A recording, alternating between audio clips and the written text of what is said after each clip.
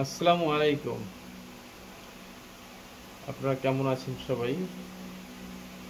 বিশ্ব এগিয়ে যাচ্ছে।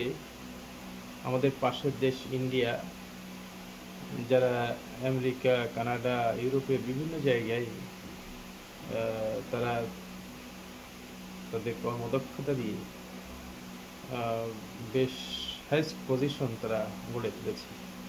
দেখা যায় আমেরিকার বিভিন্ন কোম্পানির সিইও ইন্ডিয়ান, বা কানাডাতেও ইন্ডিয়ানরা, যারা হাই স্কিল জব বা আইটি প্রফেশনালিস্ট যারা, তারা খুব ভালো করছে, তারা একটা বাজার দখল করে আছে।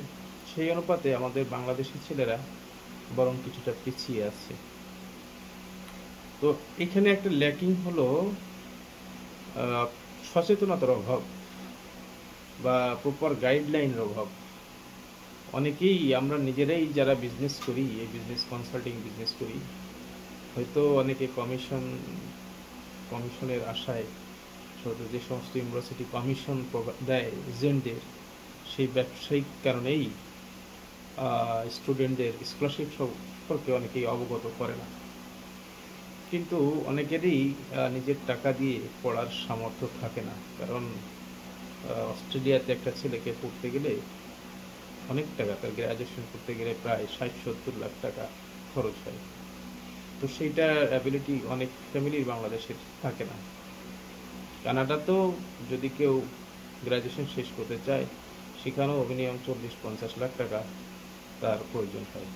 সেটাও তার জন্য খুব ডিফিকাল্ট হয়ে যায়, তার কাজ করে ওই টাকাটা জোগাড় করা খুবই ডিফিকাল্ট হয়।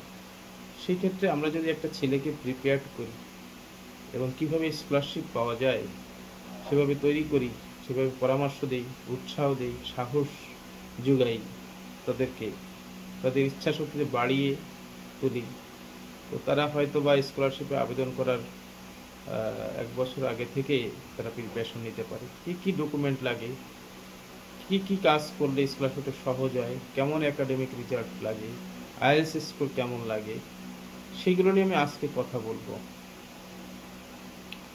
তো নেদারল্যান্ড স্কলারশিপ দিচ্ছে, কতগুলো স্কলারশিপ দেয়। আর নেদারল্যান্ড দেশ হিসেবে সুন্দর, সিকিউর কান্ট্রি, আমি আগেই বলেছি।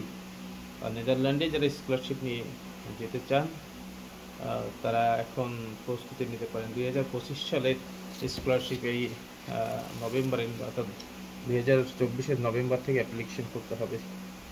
এবং যারা আন্ডার গ্রাজুয়েট অ্যাপ্লিকেশন করতে চান, এখানে একটা ইউনিভার্সিটি হচ্ছে আট্রেক্ট ইউনিভার্সিটি। এটা ভালো, এরা বছরে 11,000 ইউরো প্রোভাইড করে একটা স্টুডেন্টকে, তার লিভিং এবং তার ফুডিংয়ের জন্যে। আর টিউশন ফি তো free, insurance free, health free, library free, এগুলা। তো এছাড়া আরও অনেকগুলা স্কলারশিপ আছে যেগুলো নেদারল্যান্ড প্রোভাইড করে। সেইগুলো হচ্ছে রোড বাউড স্কলারশিপ, তারপরে হচ্ছে varies university Amsterdam offer their own scholarship programs with varying levels of funding including full coverage of their SCB। তো এখন এটা তারা স্কলারশিপ প্রোভাইড করছে। এখন এলিজিবিলিটি কি, এলিজিবিলিটি কথা আমি আগে বলেই দিয়েছি, স্কলারশিপ পাওয়ার এলিজিবিলিটি। আর হচ্ছে আপনার যে ওই সাবজেক্টগুলা, অর্থাৎ ইউনিভার্সিটিতে যে সাবজেক্টগুলাই ব্যাচেলার প্রোগ্রাম স্কলারশিপ দেয়, সেটা হচ্ছে আট্রেক্ট ইউনিভার্সিটি, সেটা হচ্ছে ফার্মেসি, তারপর আর্টসের বিভিন্ন সাবজেক্ট দেয়, হচ্ছে ইকোনমিক্সে দেয়, English language and literature, global sustainability science, history, media and culture, যেটাকে আমরা বলি বাংলাদেশে journalism, molecular and bio physical life science, politics and economics, আরও সাবজেক্ট আছে, আমি এগুলো বললাম আর কি। আপনারা ওয়েবসাইটে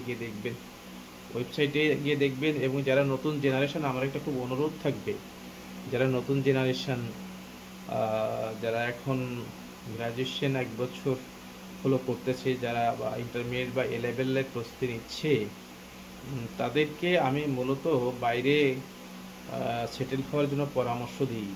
এরকম একটা কারণ আছে, নানা কারণেই আমার নিজের একটাই ছেলে, তাকেও আমি বাইরে স্কলারশিপ দিয়ে পাঠানোর চেষ্টা করতেছি। একটা হচ্ছে তার লাইফ সিকিউরিটি,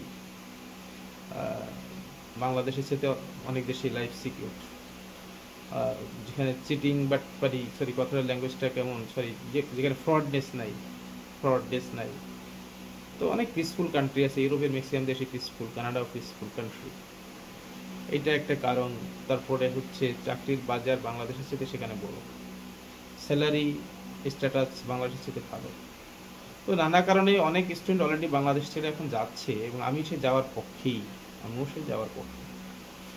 বাংলাদেশের পলিটিক্যাল সিচুয়েশন, বাংলাদেশের আর্থসামাজিক অবস্থা যা, তাতে অনেকেই এখন দেশ ছেড়ে দেশের বাইরে পড়ে জমাচ্ছে। তো আপনারা যারা স্কলারশিপ জন্য ট্রাই করবেন, তাদের কিছু রিকোয়ারমেন্টস হলো, তাদের আইএলটিএস 6.5 থাকতে হবে।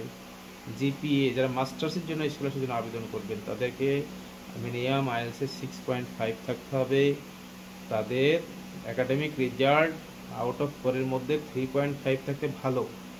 ওদের ওয়েবসাইটে 3.2 দেওয়া আছে, 3.4 দেওয়া আছে। সো 3.2, 3.4-এ আপনার স্কলারশিপ অ্যাপ্রুভ নাও হতে পারে, তো 3.5 থাকাটা বেটার। আর যে কোনো স্কলারশিপের জন্য আপনি যখন নিজেকে তৈরি করবেন, পাশাপাশি কিছু এক্সট্রা অর্ডিনারি অ্যাক্টিভিটিস আপনার থাকতে হবে, এবং সেটা আপনাকে রেডি করতে হবে যাতে আপনার স্কলারশিপটা কনফার্ম হয়। এটা ইউনিভার্সিটির ওয়েবসাইটে থাক বা না থাক। যদি দেখা যায় কি যে অনেক ইউনিভার্সিটির ওয়েবসাইটে এক্সট্রা অর্ডিনারি কারিকুলামের কথা লেখা নাই, যদি লেখা না থাকলেও এই এক্সট্রা অর্ডিনারি কারিকুলামগুলো যখন আপনি আপনার সিভিতে মেনশন করবেন, তখন কিন্তু আপনার প্রায়োরিটিটা বেড়ে যাবে অন্যদের চাইতে। এটাই স্বাভাবিক। কি চাইলো কি না চাইলো, আপনি যদি রিকোয়ারমেন্টসের চাইতেও বেশি ভালো আপনার কোয়ালিটি থাকে, সেটা তো অবশ্যই যে কেউ অ্যাকসেপ্ট করবে, স্বাভাবিক। আর হচ্ছে আপনার সিভিটা বেশ সুন্দর হইতে হবে। সিভিটা আপনি ওই যে দেশে আপনি অ্যাপ্লাই করবেন, ওই দেশের ফরম্যাট অনুযায়ী করবেন। কভার লেটারটা খুব সুন্দর করে করবেন। যদি আপনারা নিজে না পারেন, ঢাকা অনেক এক্সপার্ট এজেন্সি আছে, রাইটিং এজেন্সি আছে বিভিন্ন, তারা এই বিষয়ে পারদর্শী, তারা লিখে দেয়। আমাদের কাছে আসলে আমরাও হেল্প করতে পারবো। তো এইভাবে আপনার সিভিটা একটা স্মার্ট সিভি করবেন এবং একটা স্মার্ট কভার লেটার করবেন। এটা খুবই সহজ আপনার একটা স্কলারশিপ হোক এবং বা একটা অ্যাডমিশনের জন্য। তো এটা করবেন। আর এক্সট্রা কিছু কারিকুলাম আপনারা তৈরি করবেন। অনলাইন যে অনেক সেমিনার হয়, ওয়ার্কশপ হয়, সেখানে জয়েন করলে ওরা অনলাইনে এক সার্টিফিকেট দেয়, আমি আগেও বলেছি।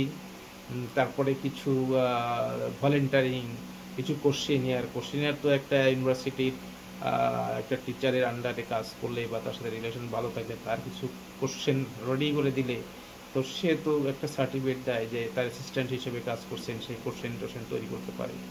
সে একটা লিডারশিপ, যে একটা আপনার গুড লিডারশিপ দেওয়ার একটা যোগ্যতা আছে, সেটা বিভিন্ন প্রতিষ্ঠানে কাজ করলে তারাও সার্টিফিকেট দেয়। হ্যাঁ, সেটা হচ্ছে যেমন ইউনিসেফে দেয়, আরও কয়েকটা প্রতিষ্ঠানে দেয়। আপনার সেখানে গিয়ে কথা বলবেন।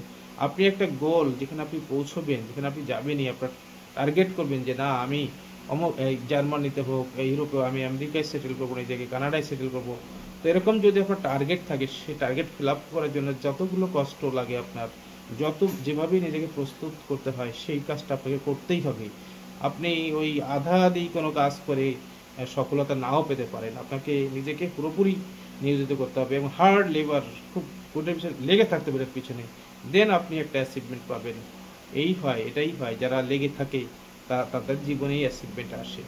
তো আজকে এই পর্যন্ত। আপনাদের যারা ছোট, আমার ছেলের মতো যারা ছেলের বয়সী, সবার জন্য আমরা অন্তঃস্থল থেকে শুভকামনা, দোয়া রইল যে আপনারা একটা সুন্দর ভবিষ্যতের জন্য যান, আপনারা সুন্দর মানুষ হন, দেশের জন্য আপনারা অবদান রাখেন।